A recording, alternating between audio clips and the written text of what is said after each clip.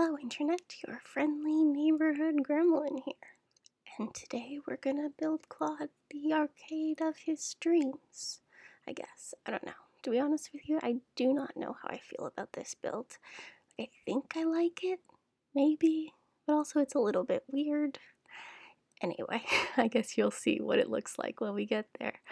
So, yeah, we end up with the club walls, and I'm gonna try a bunch of things to try and get things to sit on the wall. Like, do accent walls? None of them work. We just go back to the straight club wall. I guess if we want to be on brand today, we can talk about some of my favorite video games. Which, I mean, you're probably gonna be bored because the answer is Nancy Drew. Yes, I love Nancy Drew. I love the old books, the blue ones that aren't, they rewrote them in the 60s. It was a whole thing. Yellow spine books aren't any good, but they've reverted back to the old text, except they've taken out some of the more problematic because they were written in the 30s. So there's some like casual racism and classism that's happening, and I'm fairly certain they've removed that now for the modern audiences. At least I hope so, because my god, that would be bad if they hadn't. Anyway, her interactive. Oh, you want to watch me struggle here for a little while? Here I'm trying to create an entrance. I want so badly for this to be an entrance. And I don't know, you can tell me if it works or not. We get it in and then we're gonna take it out so we can actually see to build the arcade, because it's very inconveniently placed when you consider that you only get the view from the front or the back or the side. You can't get a front view. So yeah, I'm putting these pillars in just to sort of show me where the walls are, so I know, because you can't see through walls. I don't know.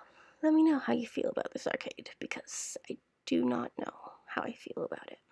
It's something, I guess. Her interactive. They produced a large number of point-and-click Nancy Drew adventure games. Actually, lots of people are playing them now, like on YouTube and streaming and stuff. So they gotta be pretty popular. There's a guy, Arglefump, who devotes the majority of his channel, I guess, to Nancy Drew. He does other like hidden object and point and click adventure stuff, I think, maybe, but he's like the Nancy Drew guy. Anyway, I had such a hard time playing these games as a child because I was dumb and I didn't know that you could look on the internet for help because I was a child. So it had me wandering around the haunted mansion, jumping every time the door closed because, God, is that a dramatic sound? Like, actually, it still kind of scares me because it's creepy. Good sound effects. Important, I guess. I don't know. It made it fun to sort of sit in the dark and hear the door close and feel all chilly and spooked and stuff. So, God, this is a boring topic, and I should probably just delete this, but I am filming it on the day we're posting it, so we don't have a lot of time or space to do this. So, it's already like 11 o'clock, and it's going up at 4. It still has to render and upload and stuff. So, yeah, we can talk about why I can't play other video games. Because I love to watch people play video games. Let's Plays are, like, genuinely the best thing that's ever been invented. Because I used to have friends. And, like, I'd go to my cousin's house, and she would play video games, and I would watch her play video games. And it was great. She had fun because she was doing a thing. I had fun because I didn't have to do the thing. Because I don't know what it is about me that makes me bad at this stuff, but I am objectively bad at video games. All video games. Some of it might be like Panic, like when I played Banjo-Kazooie, because we had that for our Nintendo 64, and I could only do the first world, because when you go into the second world, there's water, so you have to worry about air, and also a shark that follows you. And I couldn't do it. I just could not do it because I panicked. I'm really bad at water things, and also things that chase you. Maybe I'm just too anxious to play video games. I actually think I just, like, do not have skills to, like, actually play a video game. So, I watch other people play video games, which, to be fair, is a lot of fun. Or at least I think so. I mean, a large portion of the internet must think so, because Let's Plays are totally a thing. But when you tell people that in real life, they sort of look at you like you have 3 heads. That's okay. Well, here we are. We're gonna do the neon wall. I did this when I made Fuchsia's Restaurant, and I thought it looked really good there, so we thought we'd try it again here, but with like blue and yellow.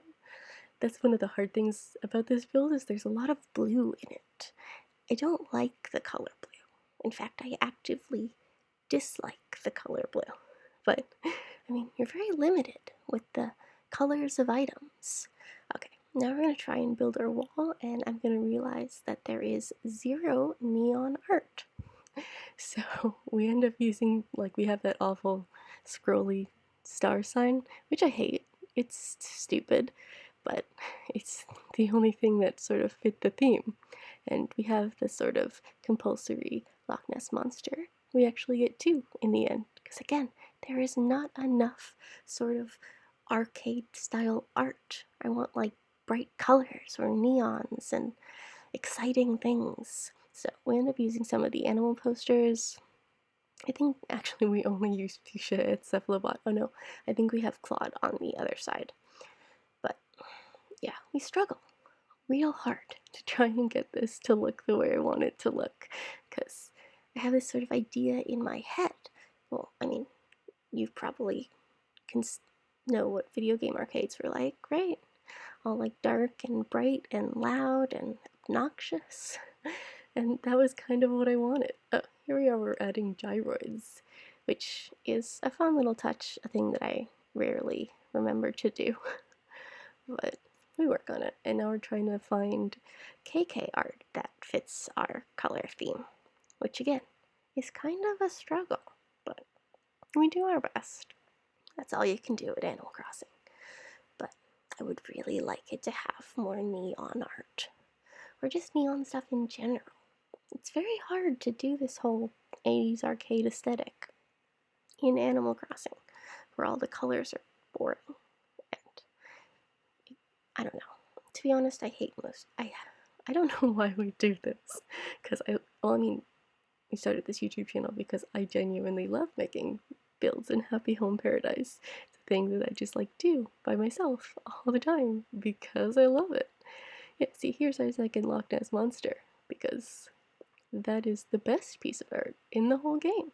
It's just that one Loch Ness Monster. Now we're gonna get on to trying to fight ceiling decor. So the hanging monitors do not work because I can't. I was hoping because they light up that we'd be able to find something that would be bright and obnoxious, but no. So we end up using these hanging curtain things. Oh, they call it a hanging sign. It in my head was the like half curtain thing. Anyway, doesn't matter. We end up with like the heart and then this polka dot pattern, which Claude wears on his top at the moment. Now we're gonna try and put these things in. Can someone tell me why they have to be so far away from the wall? Because it genuinely upsets me that, like, because if you imagine when most people hang stuff like that, they hang it sort of on the ceiling touching the wall, but this has to have like a 6-inch gap between it and the wall. It's unclear. I don't know. Oh, we got the jukebox too.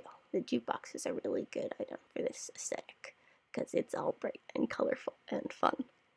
And here we are, we're adding some snacks for the receptionist, in case they're hungry.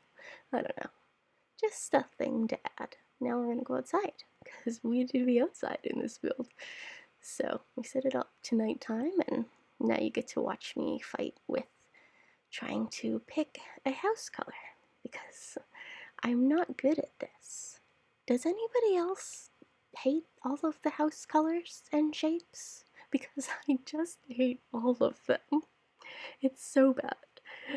Tell me, if you can, what your favorite house color combination is, because I'd love to know. Maybe you're more into like pastel-y stuff or something and you find this way easier than I do. But I struggle real hard. And we end up going with sort of like a blue and red theme outdoors because that was the best I could do. I don't know, again, more blue. I do not like blue. So we're gonna build ourselves a little like seating area, and then over on the other side we just have like a place where you could play darts, which I don't know if that's a thing one would do outside, but I mean, you can. Again, if y'all have any tips for exteriors, please let me know. I watch a lot of people do exteriors. I do not feel like I am better because of it. I mean, they're good. They do this well.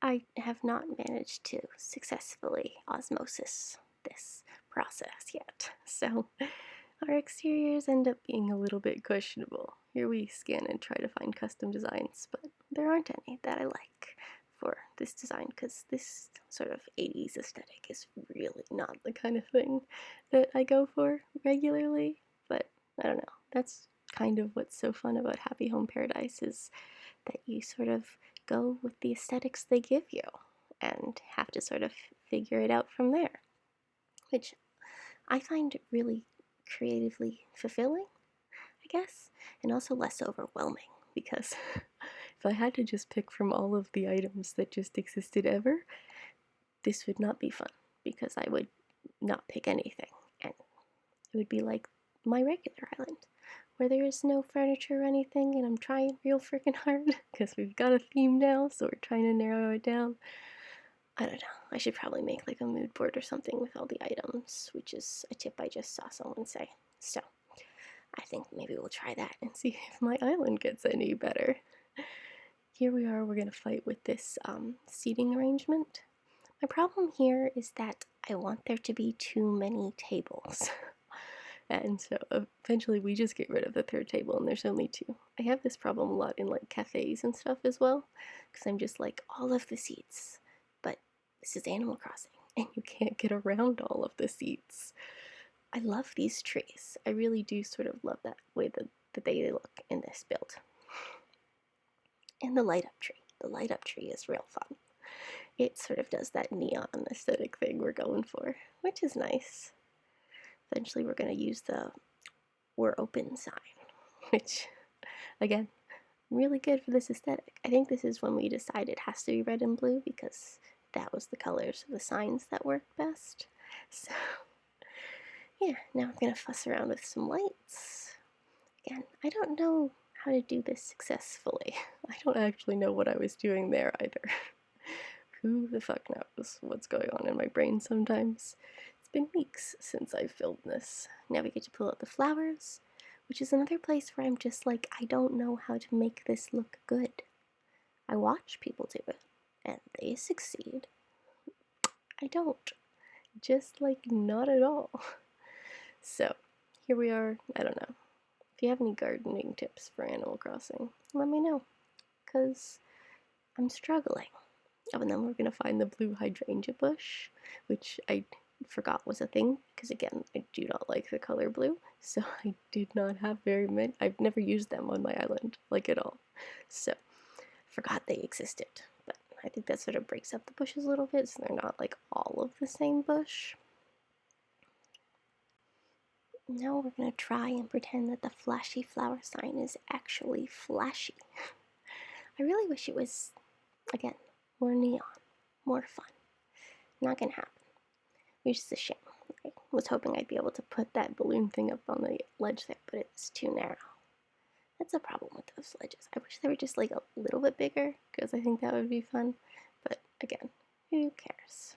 Consider torches. Oh, I don't know that that cart banner stays. I think we try real hard. It might stay. I don't know.